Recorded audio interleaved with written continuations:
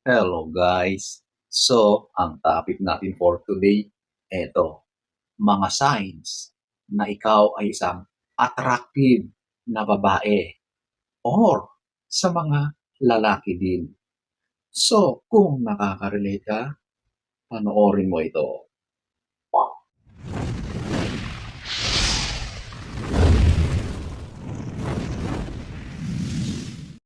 So, eto, huwag na tayong magpaligoy-ligoy.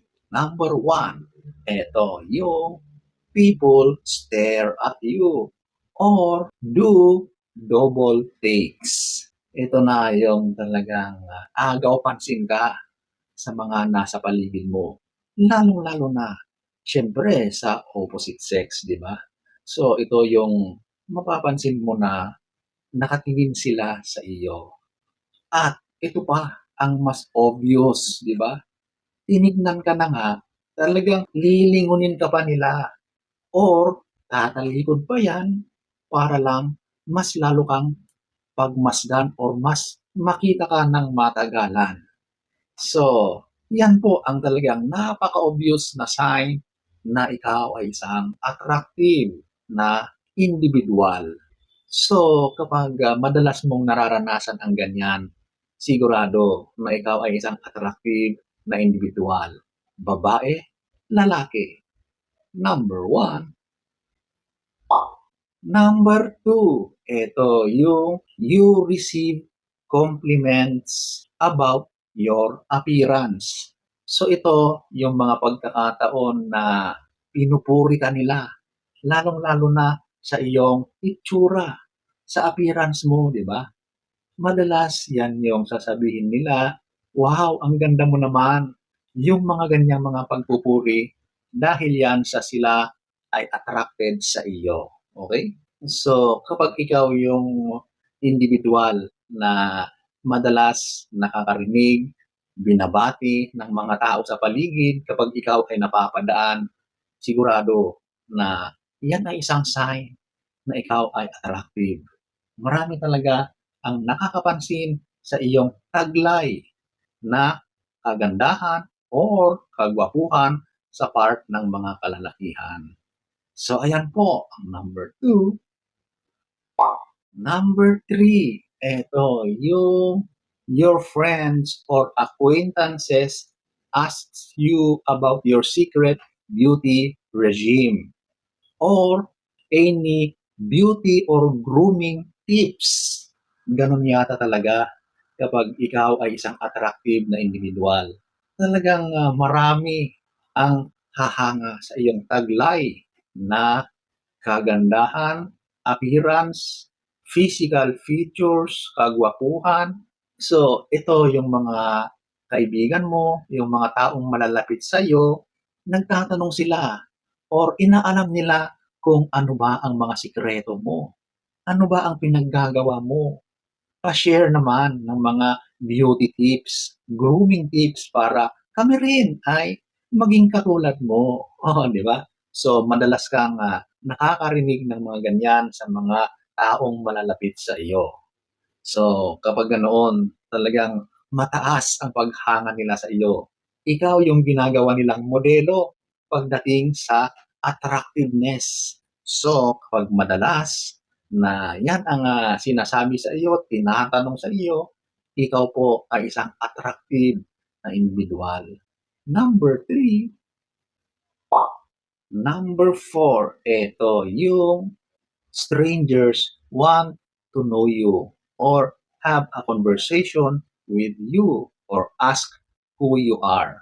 So, ito na yung kapag ikaw ay bago sa isang lugar at may mga tao sa paligid, sigurado na meron at merong lalapit sa iyo, makikipagkilala sa iyo, makikipag-usap sa iyo. Nangyayari yan dahil attracted sila sa iyo. Kaya ginagawa nila yan dahil gusto ka nilang makilala.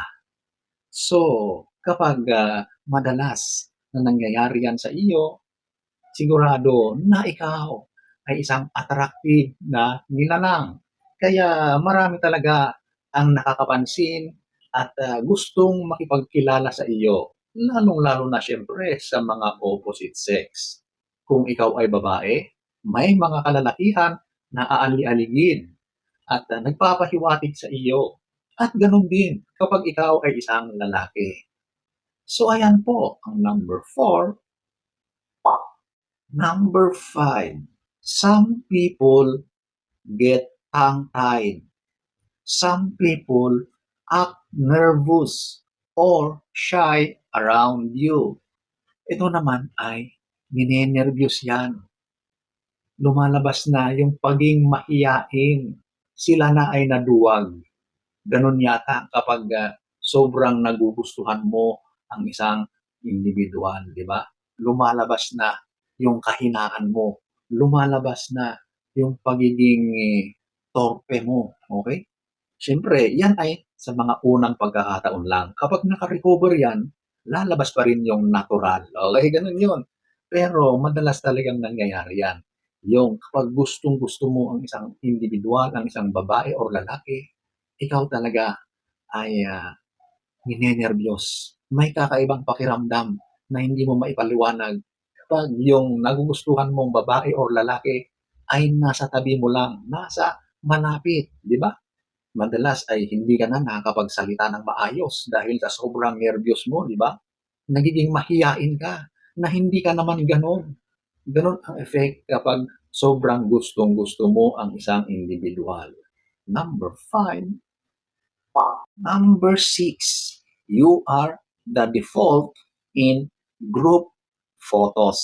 Oh, so ibig sabihin nito, kapag sa mga grupo, di ba? Kunwari ay mga group pictures yan, marami kayo, tapos merong photo shoots, photo ops, picture taking, madalas ikaw yung gusto nilang nasa gitna. Ganon at ganon lagi, di ba? Kasi ikaw talaga yung nakikita nilang attractive, ikaw yung maganda, ikaw yung gwapo sa grupo. Kaya talagang inilalagay ka sa harap, inilalagay ka nila sa gitna.